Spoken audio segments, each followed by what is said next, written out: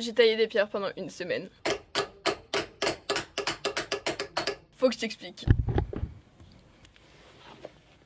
Moi je m'appelle Louise Blanche, je suis étudiante en architecture et en fait en études d'architecture on a un stage de chantier à faire. Donc en gros c'est un stage qui dure 3 semaines où tu dois aller dans un chantier pour te mettre dans la peau des ouvriers. Pourquoi je t'explique ça? Parce que c'est ce qui m'a amené à tailler des pierres pendant une semaine. L'histoire elle est un peu compliquée, je vais te la raconter parce que tu vas voir ça n'a pas été tout simple. Je me suis vraiment retrouvée à tailler des pierres alors que c'était pas du tout ce que j'étais censée faire. Donc je vais t'expliquer un peu pourquoi, comment je me suis retrouvée là. J'avais ce stage de chantier à faire, donc c'est un stage de gros œuvres ou alors de charpente, couverture. Le gros œuvre en gros c'est le béton, la maçonnerie, monter des murs, faire des fondations, ce genre de trucs. Le but c'est qu'on tape dans le dur, tu vois. Et donc au lieu de chercher un stage dans une entreprise de BTP comme tout le monde, je me suis dit tiens je vais faire un truc un peu différent, j'ai envie de me sentir en vacances, je vais trouver des chantiers alternatifs, je vais trouver des chantiers participatifs pour faire un truc un peu plus sympa, un peu plus dans le partage, un peu plus dans l'échange, un peu plus détente aussi pour que je me sente en vacances. Donc je trouve un premier stage et au moment où on s'appelle pour signer la convention de stage, il m'apprend qu'en fait il n'y a plus de gros œuvres. Comme ça, donc je me retrouve mi-mai, le jour juste avant mes partiels, avec pas de stage. Donc je fais des recherches vite fait. J'imagine bien que le lendemain, mon épreuve de partiel, elle s'est pas super bien passée parce que du coup, le temps où j'étais censée réviser, j'ai cherché un stage. Donc je trouve un nouveau stage, cette fois en Ardèche, dans un chantier participatif. Tout va bien, on signe la convention, nickel, j'ai mon stage, je pars en vacances et tout. Je sais que j'ai mon stage au mois d'août, pendant les vacances en Ardèche. 10 jours avant le début de mon stage, on était le 30 juillet, mon stage commençait le 9 août. Je reçois un message de la part de mon maître de stage qui m'explique qu'il doit fermer le chantier parce qu'il doit s'absenter pour une durée indéterminée pour un cas de force majeure. Oui! Donc je me retrouve début août. En août, toutes les entreprises de bâtiments sont fermées, avec un stage qui commence une semaine plus tard. Sauf que bien sûr, il faut faire ton stage pour valider ton année. Yes! Et donc je me mets à chercher un stage en détresse, tout simplement, parce que j'ai pas envie de redoubler à cause d'un stage, parce que c'est la deuxième fois qu'on me plante, et bien sûr j'envoie un mail à mon école, sauf que je l'envoie le vendredi soir, donc je n'ai pas de réponse avant le lundi. Et donc je parcours internet, et je trouve un truc qui s'appelle le château de Chevreau, c'est là où je suis actuellement aujourd'hui, c'est là où j'ai fait mon stage. Le château de Chevreau, c'est un ancien château fort dans le Jura qui est entièrement reconstruit par des jeunes bénévoles, comme moi, et c'est hyper stylé comme endroit, regarde.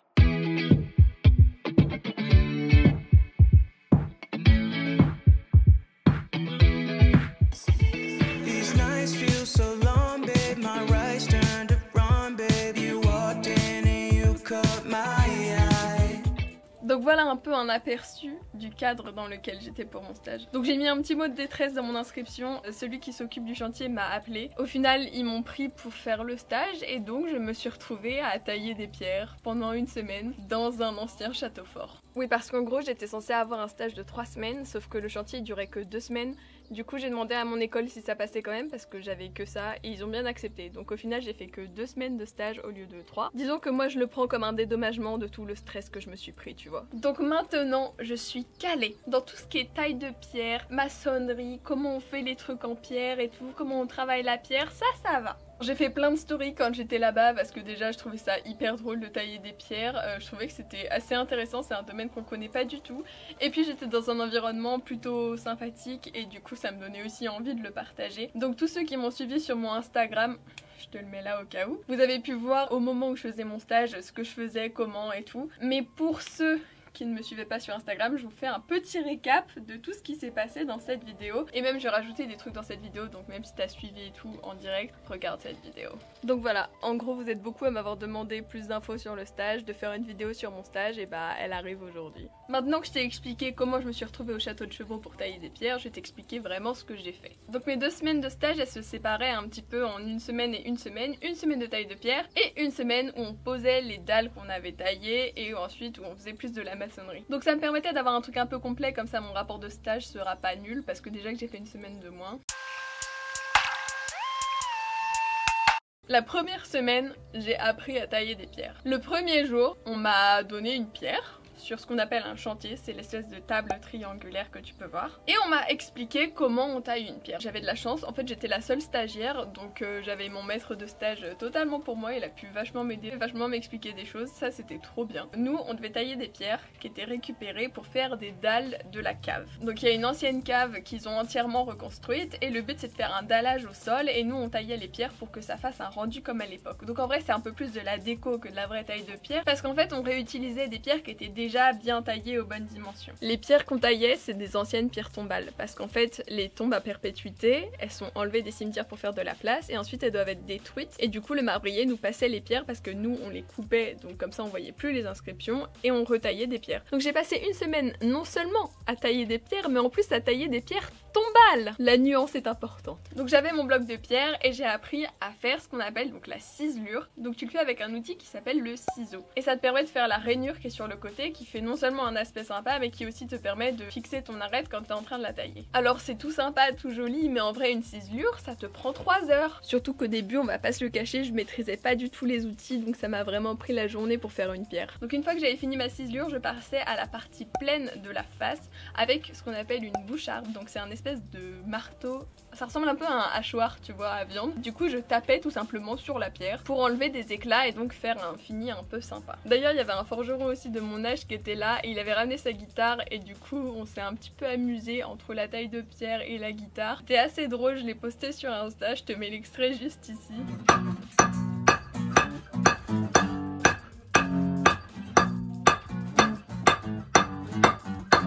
Bon, comme tu peux le voir, c'est très sérieux. Donc en gros, ça consistait juste à taper sur la pierre. Et tout ça, ça m'a pris une journée. Voilà, ça c'était mon premier jour. Et en fait, le truc, c'est que la taille de pierre, c'est hyper physique. Parce que comme je t'ai expliqué, la pierre, c'est dur. Donc en gros, ton marteau, déjà, il pèse 500 grammes. Et tu fais ça, comme ça, toute la journée. Donc après, t'as mal au biceps.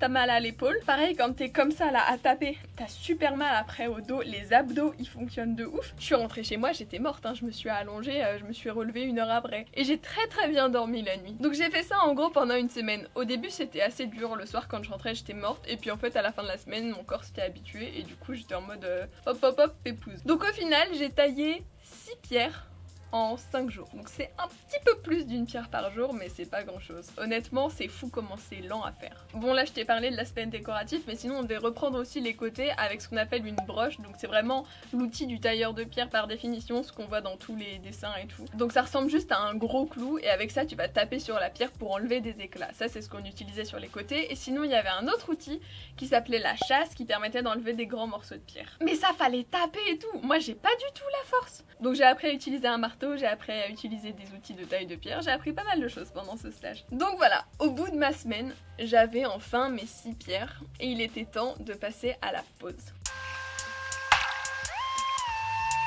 Pour la pose des pierres, on a fait du mortier à la chaux, pas avec du ciment parce qu'en fait la chaux ça dure plus longtemps. Le ciment en gros il est prêt au bout de 30 jours alors que la chaux elle continue sa prise pendant des fois des centaines d'années. Donc la chaux c'est plus intéressant quand t'es en train de reconstruire un château fort parce que le but c'est que ça dure. Donc on faisait notre petit mortier dans la bétonnière et ensuite on amenait la brouette pour poser les futures dalles. Le truc en fait quand tu manies des pierres, c'est qu'une pierre ça pèse super lourd. Quand tu vois la taille de nos pierres, c'était genre 50-60 kg la pierre, donc c'est pas très facile à transporter. Donc en gros, on prenait une remorque ou alors on avait un petit truc avec des chenilles qui nous permettaient de transporter les pierres et après pour faire les petits déplacements, on mettait les pierres verticales et on les faisait marcher, comme on appelle ça, donc tu les penches d'un côté sur l'autre et comme ça, avec les mouvements de balancier, tu peux les faire avancer un petit peu. Mais c'est une grosse galère en fait de déplacer des pierres. Pareil, pour les monter sur l'établi, c'était une galère. Fallait mettre ce qu'on appelle le petit soldat, c'est le petit morceau de bois qui permet de faire levier en fait et que la pierre elle bascule parce qu'une pierre à plat c'est genre hyper lourd et ensuite ça nous permettait de la monter, mais en gros chaque étape de déplacement d'une pierre c'est hyper long et hyper galère et surtout faut faire super attention à ton dos parce que tu risques de te péter le dos. Donc on étalait notre mortier et ensuite comme toutes les pierres n'étaient pas de la même épaisseur et n'étaient pas vraiment taillées de la même manière, il fallait bien ajuster la hauteur de mortier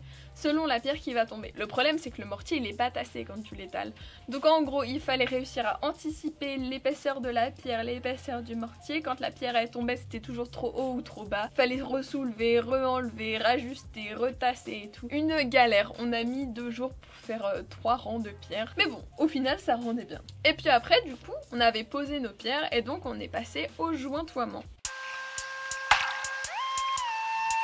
Donc on a refait du mortier. Le mortier pour faire le lit des pierres c'était un mortier sec, donc avec pas beaucoup d'eau, comme ça il va pas trop se tasser dans le temps. Et le mortier par contre pour faire les joints il était plus humide, donc on mettait plus d'eau dans le mortier.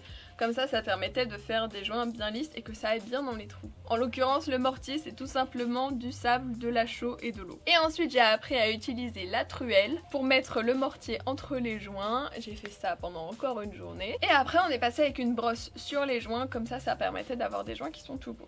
Et j'ai aussi gravé ma pierre avec mes initiales et avec la date. Parce que le but c'est aussi de laisser son empreinte sur la pierre. Et du coup j'ai utilisé ce qu'on appelle un ciseau de taille. Donc c'est un ciseau qui est un peu plus fin. Et ça permettait du coup de faire des gravures comme à la romaine. Et ça je trouvais ça trop cool. Par contre c'est un délire comment c'est super long. Vraiment les scribes à l'époque romaine. C'est hyper long en fait. Donc je traçais ma forme et ensuite je repassais dessus, je repassais dessus, je repassais dessus. Ça m'a pris la matinée pour écrire juste mes initiales, vraiment j'étais trop nulle. Mais bon comme ça il y a vraiment mon nom gravé sur une pierre quelque part et je trouve ça trop stylé. Donc voilà en gros ce que j'ai fait pendant mon stage. Et puis après comme on n'avait plus de pierre à tailler pour pouvoir continuer le sol de la cave, en fait il y avait un espèce de rocher, le sol n'était pas à niveau. Et donc là on est passé à du marteau piqueur et moi du coup je faisais des allers-retours avec ma brouette pour enlever les gravats de la cave. Donc vraiment ça c'était sportif parce que entre la pelle, la brouette, moi j'étais en nage quoi. Donc ouais, marteau piqueur, on a fait des trous dans la roche quand elle était trop dure, on a utilisé des coins pour taper dessus pour pouvoir l'éclater. Et après, moi je prenais la pelle, je remplissais les gravats dans la brouette et ensuite je faisais des allers-retours pour ramener les gravats. Et voilà. Voilà ce que j'ai fait pendant mon stage. Donc j'étais au château de Chevreau, je te mettrai le lien de leur site dans la description. Pareil, il y a les inscriptions et tout pour le chantier, donc tu peux regarder ça si ça t'intéresse, je sais pas, je te mets dans la description dans tous les cas. Honnêtement, c'était un cadre qui était fou, la vue elle est magnifique, le château il est trop beau et c'était hyper agréable de travailler dans ce genre de lieu, aussi dans ce genre d'ambiance parce que tout le monde était adorable. Moi j'ai kiffé mon stage, j'ai appris plein de choses en plus de ça, donc c'était trop bien honnêtement, ça m'a vraiment plu. Donc j'espère que ça t'a intéressé, comme j'avais reçu pas mal de questions par rapport à mon stage, je me suis dit que j'allais faire une petite vidéo pour vous résumer un peu tout ce que j'avais fait. Si t'es en première année d'archi ou que t'as un stage de chantier aussi, bon courage pour ton stage. Si t'as des questions tu peux me les poser, mais après j'avoue que je m'y connais pas trop dans le reste. J'espère que cette vidéo t'a plu, tu peux mettre un petit pouce bleu et t'abonner à ma chaîne. Moi je te dis à très bientôt dans une prochaine vidéo. C'était Louise Blanche, ciao ciao. Bisous bisous.